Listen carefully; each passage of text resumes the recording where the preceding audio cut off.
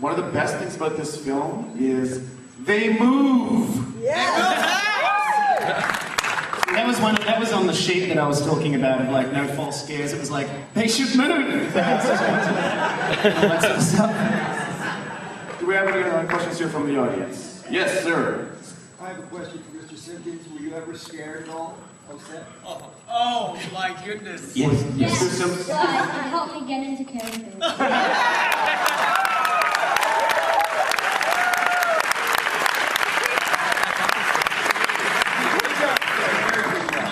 Can I just elaborate on that a little bit? From a director's standpoint, I felt so bad for Ty. Ty is like the coolest kid I've ever met.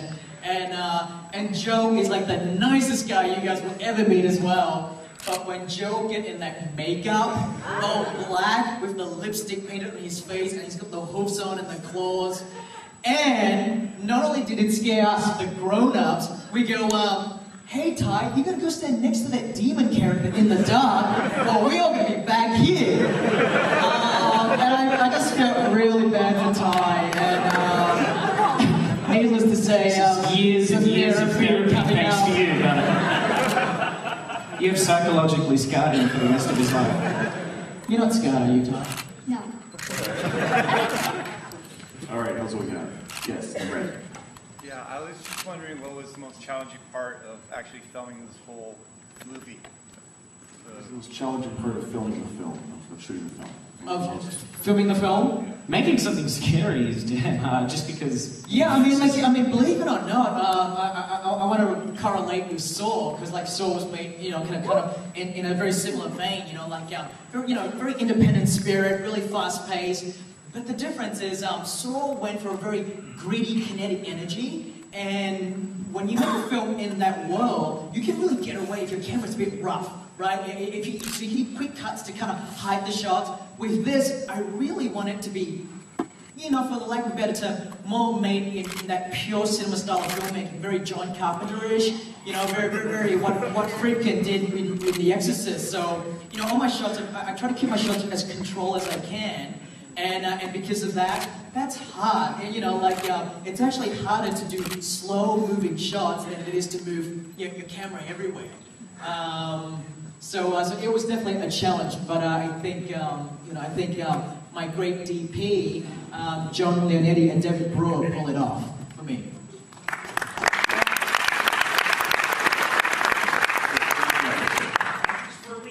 Just wondering if you heard of the investigator Leigh Whannell, and if the character Elise was a little bit based on her.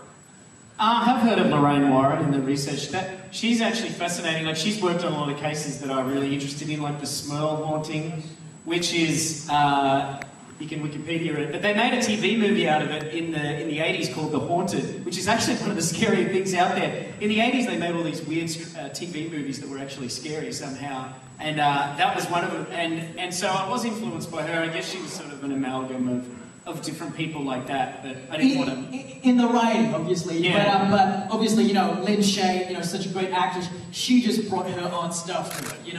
Most people know Lynn Shay from all the Farrelly Brothers film, like Something About Mary, Magda, from that. And so...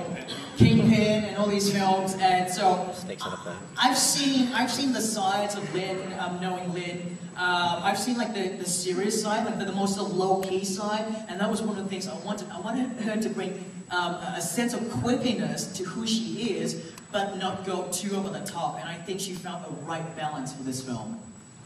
And how did you get Barbara Hershey attracted to it? Well, Barbara, believe it or not, Barbara, firstly, thanks to Whannell here, Barbara read the script and loved the script, and Barbara is a very spiritual person. She actually, she's really into all this sort of stuff. I'm not sure how much she believes it, right, but she's really into the world, and I guess, the chance to work, to work with, the producers of Paranormal Activity and the filmmakers of Saw and the great cast. And a good-looking cast. She was in The Entity. She was in The Entity. And yes, which is based on a real life case where the Warrens were involved. And that was like, guilty. That was my reason for really wanting her. Besides thinking she's a great actress, I really love. The Entity is one of my scariest films. When she starts to kind of like give the history, like have the big reveal, and like, wait a minute, is this the sequel? Is this like, is there gonna be a time like I was possessed by a ghost and horrible things happened to his head? Anyways, do we have any? Yes, right there. I just wanted to say one of my favorite horror films is the original Black Christmas, and the great thing about that film is the house in that film is his own character, which I felt you guys did in this film. What goes into finding the perfect stab house? This guy's in the market for real estate. I want to know, how do you find a great location like that? Yeah, sure. It's funny that you say that because Black Christmas is one of my favorite films as well. I love Black Christmas, the original, Tom Clark, which actually influenced me heavily for Saw, actually. But yeah, no, I think if you're trying to at least start out letting people think you're making a movie about a haunted house film, you know, even if you kind of like detour and it becomes something else, I think the house is a very important character. And we were very conscious that when they moved to a second house, that the second house needs to be a complete contrast to the first one. So with the first house, we wanted something that was very Victorian, very classic, very Amityville, that when you look at it and go, oh my God, that's a haunted house. How can it not be a haunted house? And then we go to the second house, and the weird, haunting continues, and then you realize that, okay, this film is a bit more than that. There's something more to it than just that. We've got time for one more question here. Okay, you, sir. Guys, a question for Patrick Wilson and all the rest of the other guys. Okay, well, I read a lot of scripts, and I don't get scared. When you're reading this script, Patrick, did it attract you? Did you get scared? How'd you feel? Yeah, it freaked me out. And truthfully, before I even got to my stuff, one of the things that I really dug about the script and what I thought was really cool about, setting up a story typically where the first few frames, first few scenes, you get to know the family or the person that you're going to follow throughout the course of the movie. And I think structure-wise, the majority of the first half of the movie is Rose's as far as screen time. And I thought that's really cool how you follow her story. And all the while I'm reading it, I'm going, there's something with this guy, I don't know what it is, I don't know how he fits in, but there's got to be more to this.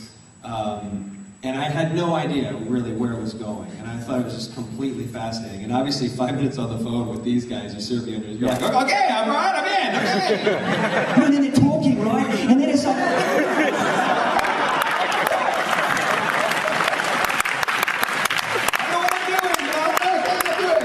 That was a very Australian accent.